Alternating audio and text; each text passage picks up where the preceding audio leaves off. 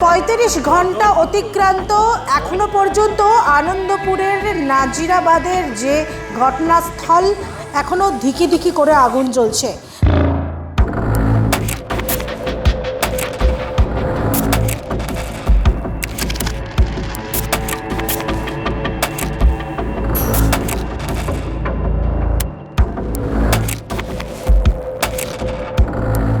Body চিহ্নিত করা যাবে না। বডি কারো মাথার খুলি আছে, কারো হাঁটু আছে, কারো এলবো আছে, কারো হ্যান্ড আছে। সুজিত বসু ৩৫ ঘন্টা পর এলেন, কারণ গতকাল ছিল প্রজাতন্ত্র দিবস, অনেক অনুষ্ঠানে ব্যস্ত ছিলেন সুজিত বাবুরা, ব্যস্ত ছিলেন। আগুনে কিছু মানুষ পুড়ে মরুক না, কি এসে গেল ওদের বলুন তো।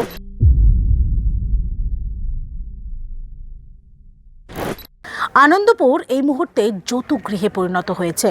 এর আগে আপনারা দেখেছেন নিশ্চয়ই কিভাবে স্টিফেন কোডে একের পর এক দগ্ধ দেহ উদ্ধার হয়েছিল, কিভাবে যে স্ট্র্যান্ড রোডে যেখানে আগুন লেগেছিল সেখানে কিভাবে একের পর এক লিফটের ভেতরে দমকল কর্মীর দগ্ধ দেহ উদ্ধার হয়েছিল।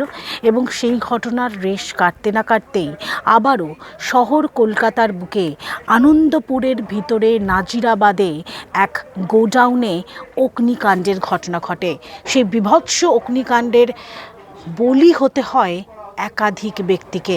সেই সংখ্যাটা এখনও জানা যায়নি, তবে প্রায় ৩৫ ঘন্টা অতিক্রান্ত, এখনও পর্যন্ত সেই আনন্দপুরের যে নাজিরাবাদের গোডাউনে জ্বলছে ধিকি ধিকি আগুন।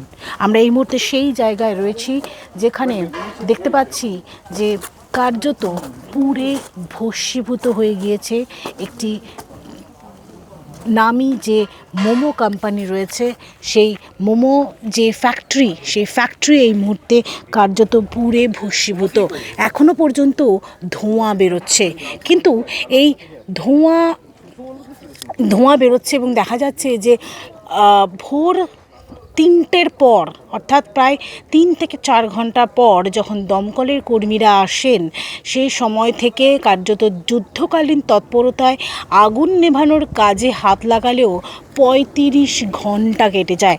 এবং যত আমরা সামনের দিকে এগোবো, অর্থাৎ একদিকে মোমো ফ্যাক্টরি, অর্থাৎ আমার ঠিক ডান দিকে মোমো ফ্যাক্টরি এবং বাঁ দিকে রয়েছে ডেকোরেটার্সদের একটি গোডাউন, ডেকোরেটরের, এবং সেই গোডাউনও এই সময় এই যে ইট, এগুলো পুরোপুরি ছিল দেওয়াল, এবং যার এন্ট্রি এবং এক্সিট গেট একমাত্র একটিই ছিল।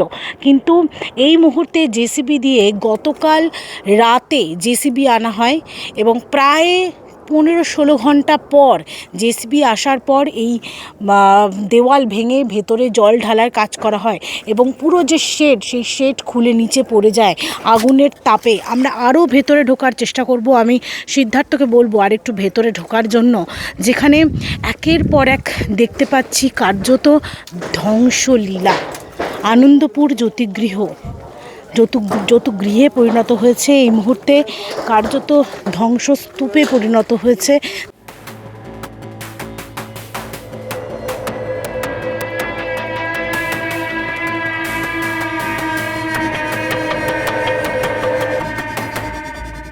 গত ৩৫ ঘন্টা ধরে যেভাবে আগুন জ্বলছিল, আমরা সেই আনন্দপুরের নাজিরাবাদের ডেকোরেটরসের গোডাউনে এসে হাজির হয়েছি।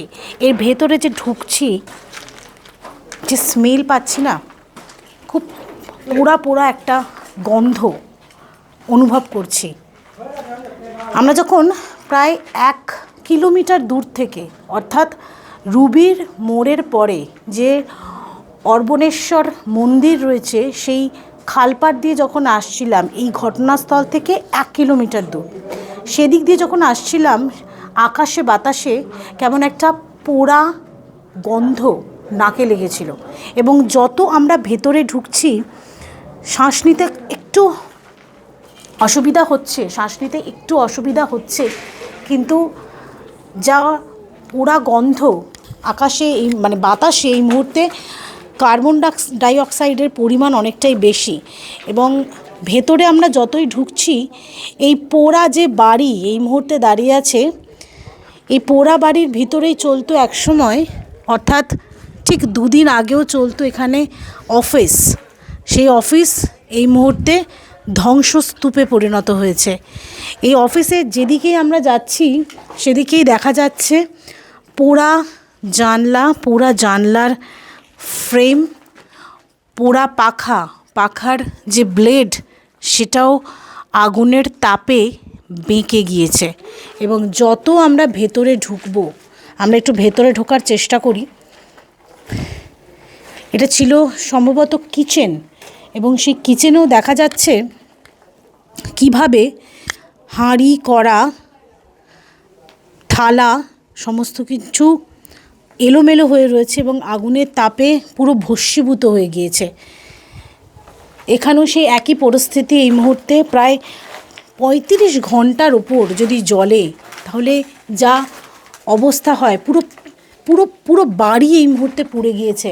এবং পিছনেও রয়েছে ধ্বংসস্তূপ, অর্থাৎ পিছনেও এই এই এই পুরো বিল্ডিংটাই হচ্ছে ডেকোরেটরের গোডাউন। সেই গোডাউনের বিল্ডিং, সেই অফিস, এবং সেই অফিসের পিছনেও প্রচুর পরিমাণে জিনিসপত্র মজুত করা ছিল, অর্থাৎ ডেকোরেটরসের যে সামগ্রী সেই সামগ্রী কিন্তু মজুত করা ছিল। এবং এই পুরো বাড়ির যা এই মুহূর্তে অবস্থা আমরা দেখতে পাচ্ছি, এইখানেই যেখানে সেখানে অর্থাৎ যত্রতত্র জায়গায় মানুষের প্রাণ গেছে। নেহাত সংখ্যাটা কম নয়। এই মুহূর্তে সেই ঘটনাস্থল পরিদর্শন করতে এসেছেন অশোক দিন্দা। কি দেখলেন ভিতরে? কিছু নেই, সব শেষ। প্রায় 33 জন নিখোঁজ। আর এখানে কোনো মানে সব কিছু জ্বলে পুড়ে ছাই হয়ে গেছে। এবং ফায়ার ব্রিগেড মন্ত্রী বলছে এখানে পারমিশন ছিল না। স্বাভাবিক কাল থেকে আমরা এটাই বলে আসছি যে এখানে ফায়ারের কোনো পারমিশন থাকতে দিতেই পারে না ফায়ার ব্রিগেড রুলস হিসাবে। কিন্তু তা সত্ত্বেও দেখো এখানে শয় সব ফ্যাক্টরি, ওগুলো সব ফ্যাক্টরি, লেয়ার ফ্যাক্টরি। এখানে আগে সব ছিল তোমার ভেড়ি ছিল, মাছের ভেড়ি। সেগুলোকে টিএমসিকে পয়সা দিয়ে, পঞ্চায়েত প্রধান, কাউন্সিলর, এমএলএ, এমপি, পুলিশকে পয়সা দিয়ে এইসব ভিড়িগুলোকে ভরিয়ে এরকম ফ্যাক্টরি করেছে। রাস্তা সেখানেও নেই যে এখানে ফায়ার ব্রিগেডের মতো ব্রিগেডের গাড়িও আসতে পারবে, একটা ফায়ার অ্যালার্ম পর্যন্ত এখানে নেই। সো এত বড় বড় ফ্যাক্টরিকে পারমিশন কে দিল, এটা তদন্ত অবশ্যই করা দরকার। আপাতত আমি এখানে কালকে থেকে এসে দেখেছি এখানকার লোকসভার এমপি এসে ঘুরে গেছে, মুখ দেখিয়ে চলে গেছে, কোনো কিছু করেনি, পরিবারের সাথে কথা পর্যন্ত বলেনি। এই পরিবারদেরকে নিয়ে গিয়ে মিসিং কমপ্লেন করিয়ে তারপরে আমি বাড়ি গেছি। এবং আজকেও প্রচুর পরিবার আসছে, তারা মিসিং কমপ্লেনটা আগে অ্যাটলিস্ট করুক, যাতে সরকার পাশে থাকে, এটাই আমি আবেদন করব। এবং পরিবারের যারা সদস্যরা রয়েছেন তাদের সঙ্গে কথা বলেছেন? অবশ্যই কথা বলেছি, যাদের এখানে কালকে কথা বলেছি, আজকেও কথা বলেছি। যে 4 জন বেঁচে ফিরেছে তাদের সাথেও কথা বলেছি।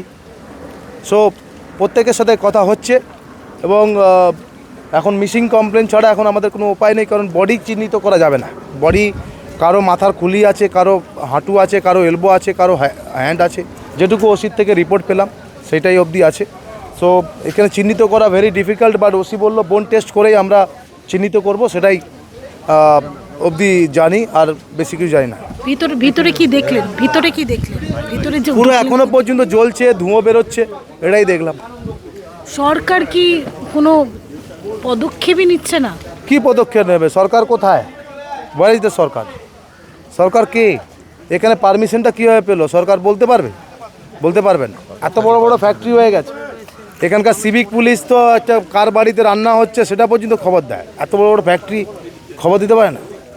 কিভাবে পারমিশন পেল? এখন তো তারা বলছে যে রাজনীতি নয়, এই মুহূর্তে উদ্ধার কাজে আমরা উদ্ধার কাজেই হাত বাড়িয়েছি, এখানে কোনো রাজনীতি করছি না। উদ্ধার কাজে এবং পরিবারের সাথে হাত বাড়িয়েছি। আমরা গিয়ে পরিবারকে নিয়ে গিয়ে তাদেরকে থাকার এবং তাদেরকে ডায়েরি করে দেওয়ার ব্যবস্থা পর্যন্ত আমরাই করেছি, ওরা সরকারের পক্ষ থেকে কেউ আসেনি। এখনও পর্যন্ত চলছে, থানাতে কাজ চলছে, যারা মিসিং কমপ্লেন আমরাই করাচ্ছি, সরকার করেনি। এসব বলে লাভ নেই। আমরা রাজনীতি করতে আসিনি, আর আমরা টাকা মারতেও আসিনি, আমরা মানুষের জন্য এসেছি। এই মুহূর্তে দেখা যাচ্ছে কি অবস্থা। সিদ্ধার্থ একেবারেই আসতে যেও, এই যে পোড়া বাড়ি 35 ঘন্টা ধরে পুড়লে ভাবুন তো কী হয়।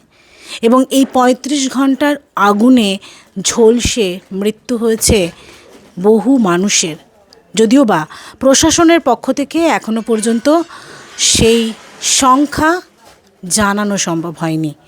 এখনও পর্যন্ত চলছে উদ্ধার কাজ, এখনও পর্যন্ত বেশ কিছু জায়গায় জ্বলছে ধিকি ধিকি আগুন, সে আগুন নেভানোর কাজ চলছে। একটা ভেরি, সেই ভেরির মধ্যে ভেরিকে বুঝিয়ে তারই মধ্যে যে জমি তৈরি করা হয়েছে গোডাউনের জন্য, এর অনুমতিকে দিল। তার কারণ আমরা যখন ভিতরে প্রবেশ করছিলাম এর একটি মাত্র গেট, এবং এই গেট দিয়েই তাদেরকে বাইরে যেতে হয় কিংবা বাইরের মানুষ ভিতরে আসতে পারে। তাহলে যদি দমকল কর্তৃপক্ষ যদি কোনো পারমিশন নাই দিয়ে থাকে, তাহলে কিভাবে শহর কলকাতার বুকে আনন্দপুরে ভেরি বুঝিয়ে এভাবে বিঘের পর বিঘে জমির মধ্যে গোডাউন তৈরি করলো, সেই প্রশ্ন ইতিমধ্যে উঠছে। তাহলে কি এই এলাকার যারা স্থানীয় যারা প্রতিনিধিরা রয়েছেন তারা কি কিছু জানতেন না? কাউন্সিলর কিছু জানতেন না? সেই প্রশ্ন ইতিমধ্যেই উঠছে। আমরা একটুখানি সেই ছবি দেখানোর কথা বলবো। এখান থেকে যে ছবি এই মুহূর্তে দেখা যাচ্ছে, একেবারে ডেকোরেটরস গোডাউনের একেবারে নিচের অংশ, যেখানে পুরোপুরি পুড়ে ভস্মীভূত হয়ে গিয়েছে। এবং সিদ্ধার্থ, এই প্রান্তেও যদি আসি, এই জায়গাটাও কিন্তু পুরোপুরি গোডাউন ছিল। যে গোডাউন আমরা একটু আগে দেখিয়েছিলাম, যে পাঁচিল ছিল, সেই পাঁচিল গতকাল রাতে জেসিবি দিয়ে ভাঙা হয়েছে, এবং ভাঙার পরেই কিন্তু এই আগুন নেভানোর যে কাজ, সেই নেভানোর কাজ সম্পন্ন করা হয়েছে। 35 ঘন্টা ধরে জ্বলেছে আনন্দপুরের নাজিরাবাদের যে গোডাউন, সেই গোডাউন, এবং সেই গোডাউনেই রাত ভোর আটকে ছিলেন বহু কর্মীরা, যারা দূর দূরান্ত জেলা থেকে এরা এ বাংলায় এ কলকাতায় তারা কাজ করতে এসছেন। এবং এই কাজ করতে এসে কোথাও ডেকোরেটরসের যে গোডাউন সেই গোডাউন, কোথাও মোমোর যে গোডাউন সেই গোডাউনে তারা আটকে পড়েছিলেন, এবং আগুনের গ্রাসেই তাদের প্রাণ গিয়েছে। আমরা এই মুহূর্তে একটি অফিসের ভেতরে রয়েছি, পৌর অফিসের ভেতরে, যেটা গত 35 ঘন্টা ধরে জ্বলেছে, কার্যত কালো ধোঁয়ায় ঢেকে গিয়েছিল যে সময় চারিদিক। সেই অফিসের ভেতরে এসে একটি জায়গা একটু দেখানোর চেষ্টা করব এই মুহূর্তে। অনেক জায়গায় আমরা পোড়া ছাই, এবং আমি বিভিন্ন জায়গায় আগুন কভার করতে গিয়ে দেখেছিলাম পোড়া ছাইয়ের যে অস্তিত্ব থাকে, সেই অস্তিত্বের সঙ্গে ঠিক এই জায়গায় যে ছাইয়ের অস্তিত্ব, সেটা কিন্তু একেবারেই ভিন্ন। খালি চোখে দেখলে যেটা দেখা যাচ্ছে, এই সাদা যে ছাই, সেটা কিন্তু অন্য ধরনের। আমরা ইতিমধ্যেই পুলিশ সূত্রের খবর পেয়েছি, বেশ কয়েকটি কঙ্কাল ইতিমধ্যেই উদ্ধার হয়েছে এই ঘটনাস্থল থেকে। তাহলে কি যে অন্য যে ছাই, আমি একটুখানি ওই প্রান্তেও দেখাতে বলবো, অন্য যে ছাই, এবং তার সঙ্গে ঠিক এই দরজার পাশের যে জায়গাটার যে ছাই, সেটা কিন্তু একেবারে অন্য। তাহলে কি এটা কোনো মানুষের ছাই? সেই প্রশ্ন থাকছে আমার আপনার সকলের, যদিও বা প্রশাসন নির্বিকার। প্রশাসন কোনো উত্তরই দিতে চান না। এই ঘটনাস্থল ইতিমধ্যেই পরিদর্শন করে গিয়েছেন অশোক দিন্দা, যিনি ইতিমধ্যেই এসছেন, এবং আমরা দেখতে পেয়েছি যে তিনি যেটা বলছেন, তিনি যারা পরিবারের যারা সদস্যরা রয়েছেন, যারা উদ্বিগ্ন রয়েছেন, প্রায় 2 দিন হতে চলল তারা উদ্বিগ্ন রয়েছেন, তাদেরকে নিয়ে কেউ অসুস্থ হলে হাসপাতালে যাওয়া, থানায় যাওয়া, কমপ্লেন করা, মিসিং ডায়েরি করা, এই সমস্ত কাজ অশোক দিন্দা করছেন। কিন্তু কোথায় পুলিশ প্রশাসন? 32 ঘন্টা পার হয়ে গেল, তারপর ঘটনাস্থলে এসে পৌঁছলেন সুজিত বসু। সামনের দিকে প্রায় 35,000 স্কোয়ার ফিটের মতো এই এরিয়া, যে এরিয়ার মধ্যে আপনার একটা মোমো তৈরি কারখানা একটা ছিল, আর একটা পাশে ডেকোরেটরে একটা গোডাউন ছিল। এটা তা সেখানে আগুন লাগার খবর পাই আমরা রাত 3টে নাগাদ। খবর পাওয়ার পরে আমাদের যারা ফায়ার ফাইটার, ফায়ার ইঞ্জিন, আমরা 12টা এখানে পাঠাই পর্যায়ক্রমে।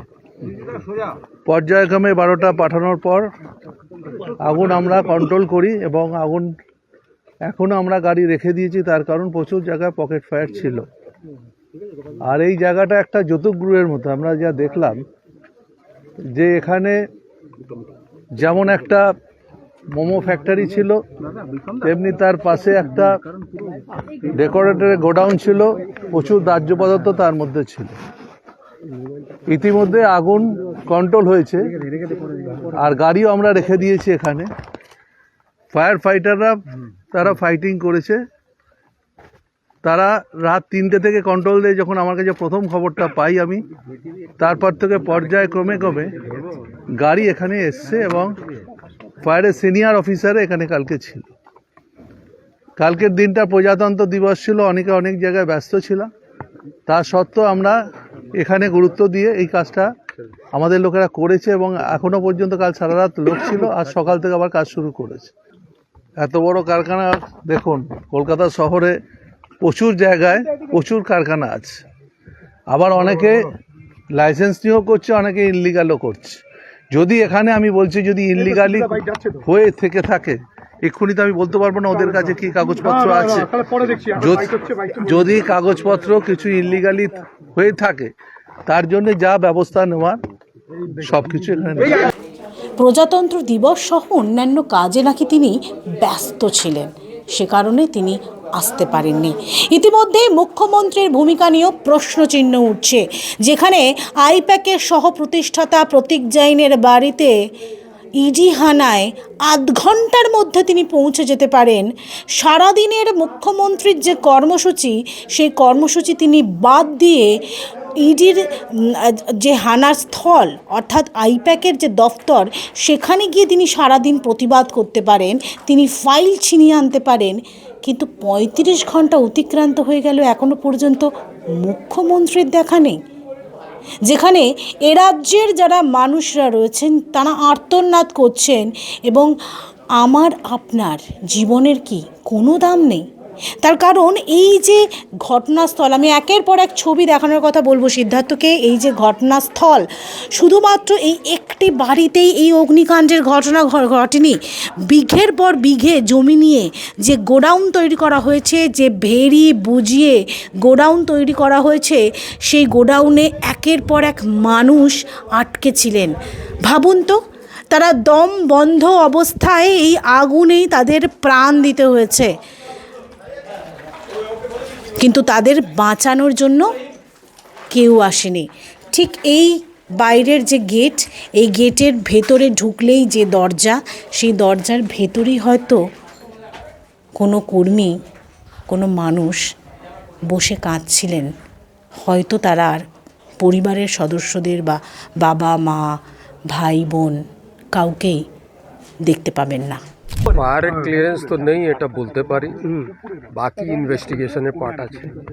যেটা ফায়ার পার্ট অব্দি থেকে এই ক্লিয়ারেন্সটা নেই, কিছু ভায়োলেশন হয়েছে তো ফায়ার এফআইআর হবে। আইন মাফিক যা কিছু প্রসিডিওর আছে সব কিছুই হবে। আগে থেকে ধরা উচিত আছে, বাট যখন হয়েছে ইনসিডেন্ট তারপরে করা হবে। যেটা আইন মাফিক আছে সেটা প্রসেস হবে।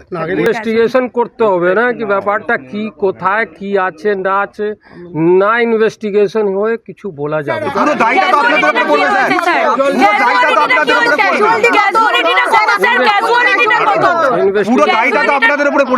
ইনভেস্টিগেশন হোক,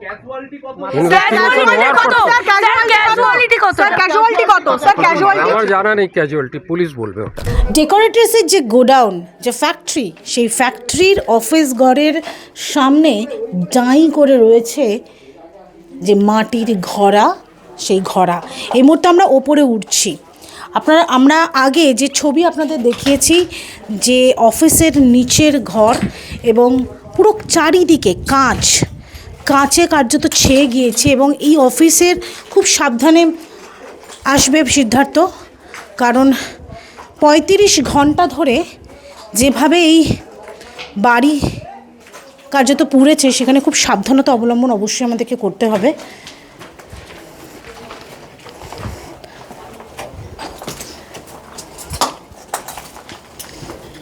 এই মুহূর্তে দেখা যাচ্ছে যে অফিস ঘরের ভিতরে চেয়ার টেবিল এবং ডেকোরেটরসের সাজানোর যে সরঞ্জাম, সেই সরঞ্জাম রয়েছে।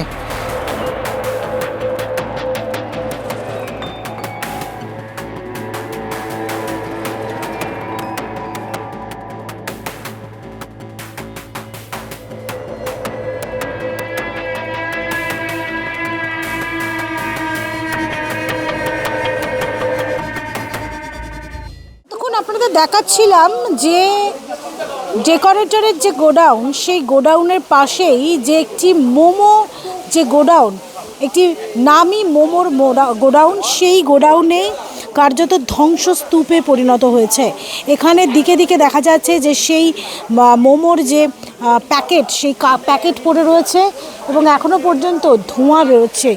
যে ধোঁয়ায় নিঃশ্বাস নিতে পর্যন্ত আমার কষ্ট হচ্ছে। আমি আরও একটুখানি ভেতরে যাওয়ার চেষ্টা করব, যেখানে দেখতে পাচ্ছেন যে যেভাবে যে টিনের শেড করা হয়েছে, সেই টিনের শেডের ভিতরেই এভাবেই এখনো পর্যন্ত ধিকিধিকিভাবে আগুন জ্বলছে।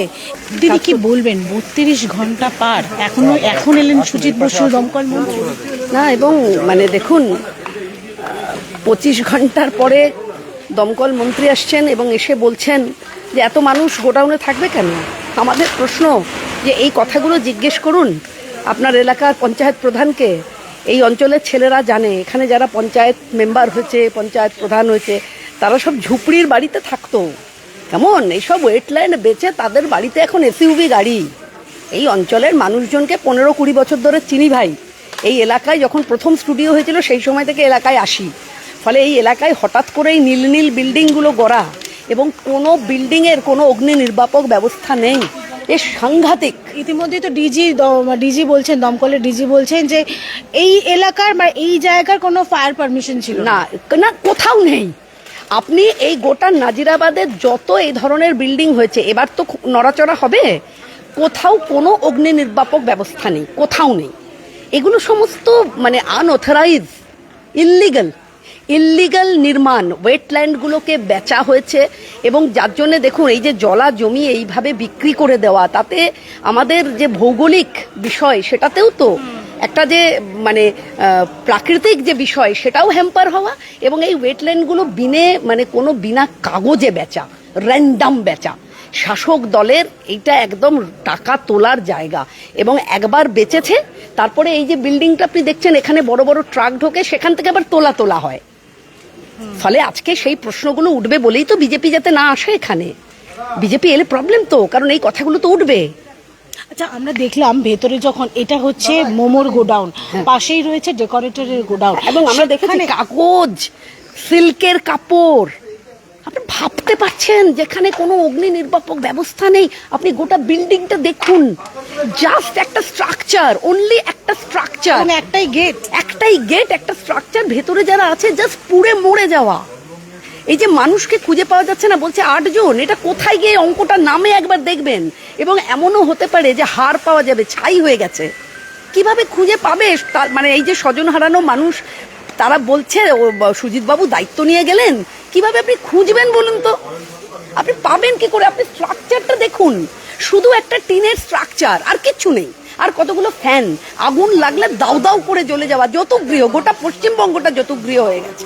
সুজিত বসু 32 ঘন্টা পর এলেন, কারণ গতকাল ছিল প্রজাতন্ত্র দিবস, অনেক অনুষ্ঠানে ব্যস্ত ছিলেন।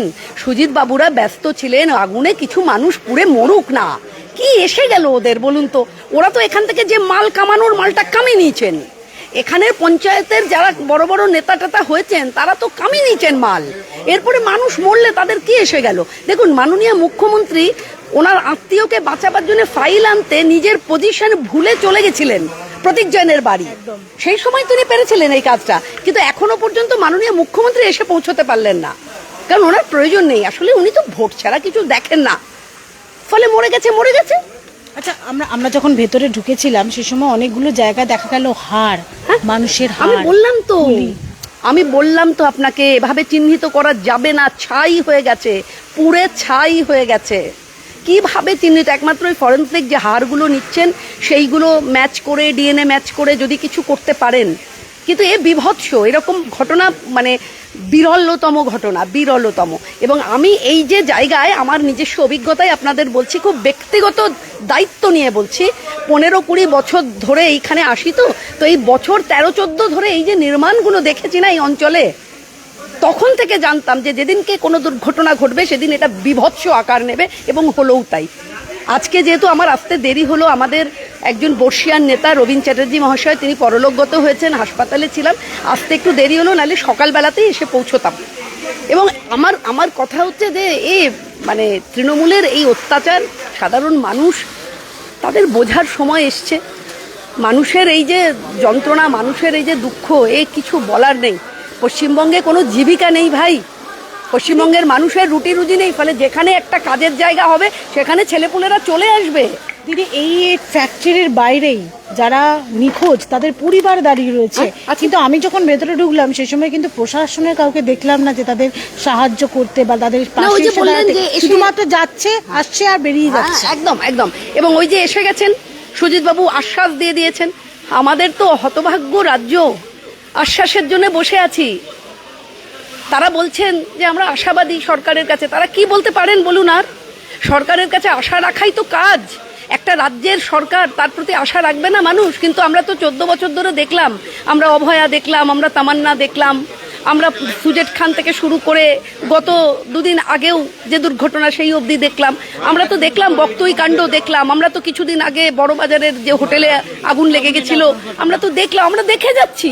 পশ্চিমবাংলার মানুষ শুধু এই ঘটনা দেখছে, শুধু চাক্ষুষ করছে পশ্চিমবাংলার মানুষ। মানে এর চেয়ে যন্ত্রণার আর কিচ্ছু নেই। আমরা চেষ্টা করব আমাদের মতন করে, যাতে যারা স্বজন হারানো মানুষ, নিশ্চয়ই আমাদের বিরোধী দলনেতা নিশ্চয়ই আসবেন এবং আমরা মানুষের পাশে থাকবার আপ্রাণ চেষ্টা আমরা করব। আমাকে গতকাল রাত্রিবেলাতে আমাদের রাজ্যের সভাপতি সাংসদ মাননীয় শ্রমিক ভট্টাচার্য মশাই ব্যক্তিগতভাবে বলেছিলেন যে আপনি নিজে একবার যাবেন, আপনি দেখবেন বিষয়টা কি। তো আমাদের দলগতভাবে সবার মতন করে স্বজন হারানো মানুষের পাশে, যাদের এই ঘটনা ঘটে গেল আর তো মানুষগুলো ফিরে আসবে না, কিন্তু তাদের পাশে দাঁড়ানোর জন্য আমরা সর্বতভাবে চেষ্টা করব। কথা বলতে গেলে কেমন শ্বাসকষ্ট হচ্ছে, শ্বাস নিতে সমস্যা হচ্ছে। তার কারণ গোটা যে জায়গা এই মুহূর্তে ধোঁয়ায় ঢেকে গিয়েছে।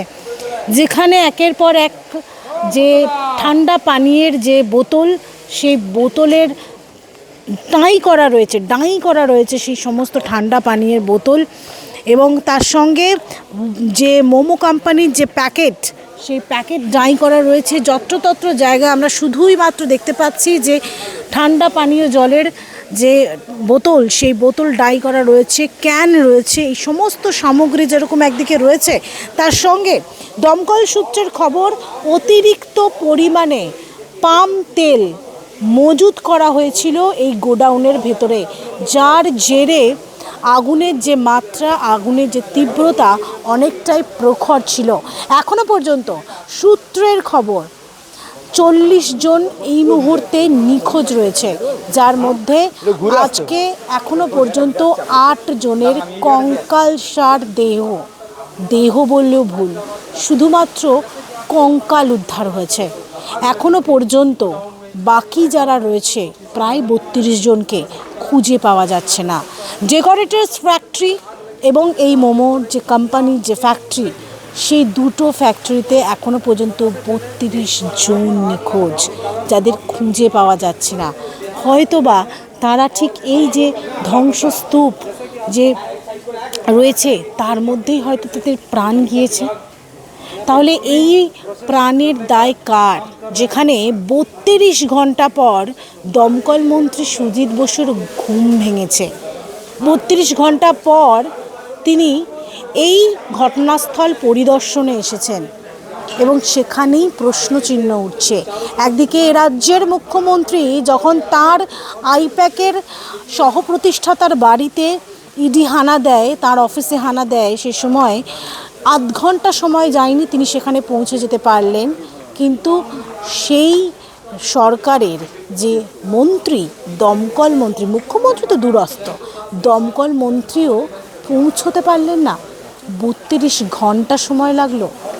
গতকাল ছিল প্রজাতন্ত্র দিবস এবং এই প্রজাতন্ত্র দিবস এবং সরকারি বিভিন্ন অনুষ্ঠানের জন্য এতটাই ব্যস্ত ছিলেন সুজিত বসু, যে কারণে তিনি এই ঘটনাস্থলে পৌঁছতে পারলেন না, মানুষের পাশে দাঁড়াতে পারলেন না। এখনো পর্যন্ত যে সমস্ত যাদেরকে খুঁজে পাওয়া যাচ্ছে না, সেই নিখোঁজ পরিবারের মানুষরা এখনো পর্যন্ত বাইরে তারা অপেক্ষা করছেন, আর হয়তো তাদের প্রিয় মানুষটাকে, তাদের পরিবারের মানুষটাকে খুঁজে পাবেন না। আমরা সেই ছবিটা একটু দেখাই। এইখানে রয়েছে একেবারে সেই ধ্বংসস্তূপ। এই মুহূর্তে এখনো পর্যন্ত ধোঁয়ায় কার্যত চারিদিক ঢেকে রয়েছে। আমার নিঃশ্বাস নিতে ইতিমধ্যেই কষ্ট হচ্ছে, মানে এতটাই খারাপ পরিবেশ। মাংসের পোড়া গন্ধ নাকের মধ্যে এসে লাগছে এখনো পর্যন্ত। তার সঙ্গে এই দাহ্য বস্তু যে পদার্থ রয়েছে তার একটা পোড়া গন্ধ, সেই পোড়া গন্ধ এখনও পর্যন্ত লাগছে। নিঃশ্বাস নিতেও কার্যত কষ্ট হচ্ছে। এবং দিকে দিকে আমরা দেখতে পাচ্ছি এখানে পাম তেলের যে প্যাকেট, সেই প্যাকেট এখনও পর্যন্ত এখানে রয়েছে, যা কার্যত এই আগুনকে আরও তীব্র করেছে। আপনারা তখন দেখছিলেন বেঙ্গল লিবার্টি, আমি রয়েছে তুলিকা আপনাদের সঙ্গে। এই ভিডিও যদি ভালো লাগে তাহলে লাইক, কমেন্ট, শেয়ার, সাবস্ক্রাইব করতে ভুলবেন না। www.bengalliberty.com আপনাদের জন্য রয়েছে সমস্ত খবর সাজানো। স্বাধীন, কাছেহীন, গেরিলা সাংবাদিকতার পাশে দাঁড়ান। ধন্যবাদ।